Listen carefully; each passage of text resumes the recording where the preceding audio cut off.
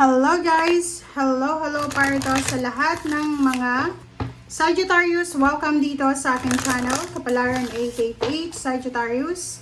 Alamin natin kung anong messages, vibration, gabay energy para sa lahat ng Sagittarius. This is general reading. Pwede kang makaresonate, gamitin mo ang iyong intuition sa panonood. So, Sagittarius, clear and shield your energy. So, parang same siya sa water sign. So, maybe may Sagittarius ditong married sa Scorpio, or maybe Cancer or Pisces, or meron siyang kapamilya or karelasyon na water sign. Kasi sinasabi ng bara sa inyo dito na kinakailangan nyo Sagittarius na linisin, proteksyonan ang yung vibration, ang yung energy. Kailangan nyo rin na mag-declutter siguro. Unahin natin yung bahay natin. Masyado na ba tayong madumi sa ating bahay? Marami ba tayong mga bagay na hindi ginagamit, na nasa bahay lang, nakatambak? Sinasabi ng bara sa'yo na clear and shield your energy.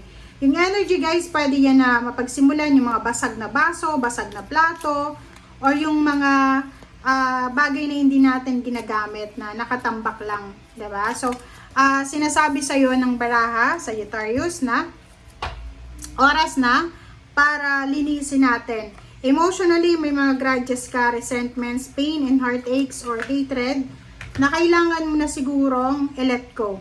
Yin and yang, nandito yung balanse. Kita mo naman, meron ditong yin and yang. Dalawa, may star na dalawa, meron ditong butterfly. Sinasabi sa'yo na kailangan nating hanapin, creating harmony through balance. Kailangan nating hanapin yung harmony, yung balance, yung freedom. Kailangan nating hanapin yung katahimikan. So, Sagittarius, so for the last 2 weeks of May, kontrolin ang emosyon, kontrolin yung feelings na dapat hindi ka makahanap ng kaaway, kadiskusyon.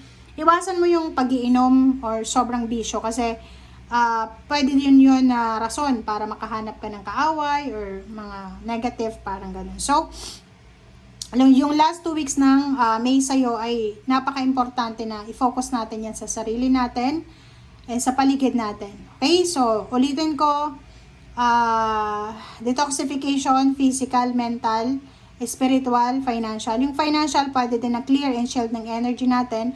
Yung pag-manage natin ng finances. Iwasan yung bisyo, yung sugal, or iwasan natin yung mga extra activities, extra expenses, mga bisyo na yan, na hindi makakatulong sa atin. So, kailangan mong proteksyonan, alagaan ang iyong sarili, and balance. Ang kailangan.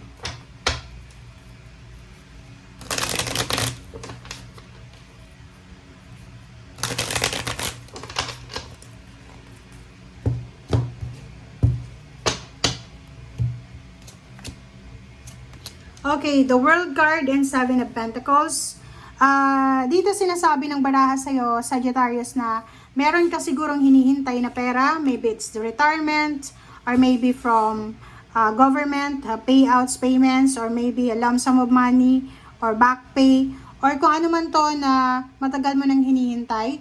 Sinasabi ng the World card sa'yo na posibleng by the end of the month, maybe third week or last week ng month na to, ay posibleng matanggap mo na or makuha mo na kung ano man tong financial stability and foundation na hinihintay mo.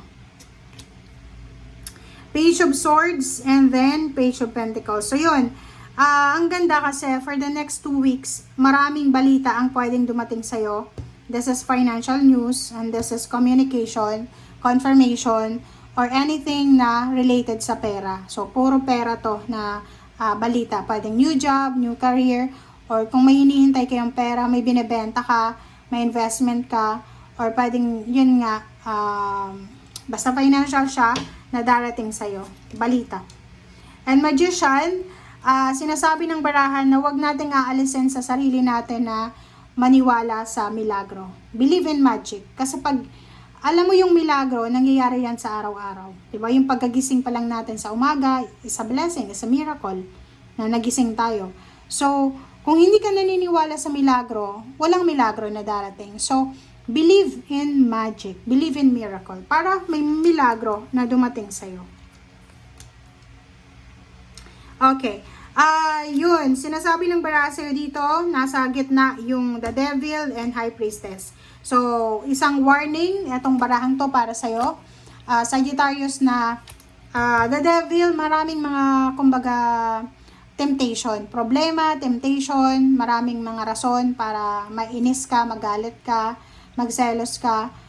Kasi maraming negative energy or negative na posibleng mangyari na kailangan mong makinig sa iyong intuition. Huwag kang masyadong padadala sa galit, sa inis, sa kung ano man na negativity.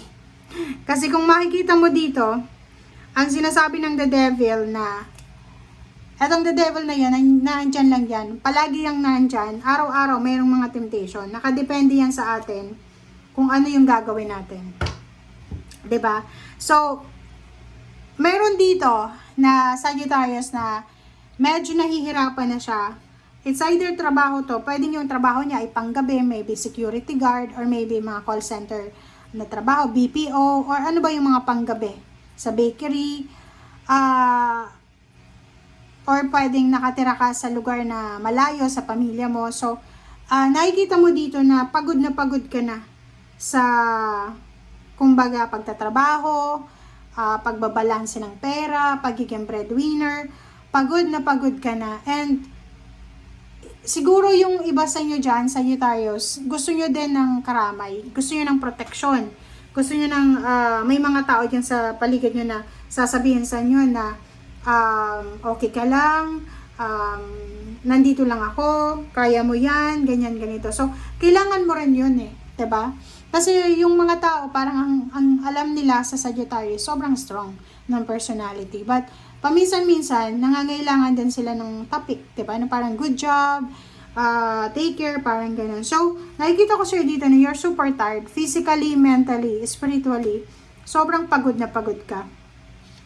But, sinasabi ng baraha sa'yo dito na makinig tayo sa sinasabi ng ating intuition. Kasi, dahil sa pagod, dahil sa sobrang pagod, meron dito na Sagittarius na posibleng makapag-desisyon siya na mag-resign, mag-quit, parang ganon. It's because na ang temptation na sinasabi dito is yung mga pagod na nararamdaman niya. So, paki-comment sa comment section kasi may 7 of Cups dito. Sinasabi ng baraha sa'yo na pwedeng isa din sa rason kung bakit ka mapapagod is because sa relationship. Maybe ang karelasyon mo masyadong nakaka-trigger. May ganun eh, 'di ba? Na maayos naman yung isip mo, maayos naman, kalmado ka naman, pero yung karelasyon mo, masyadong tinitrigger niya yung emotion mo, 'di ba?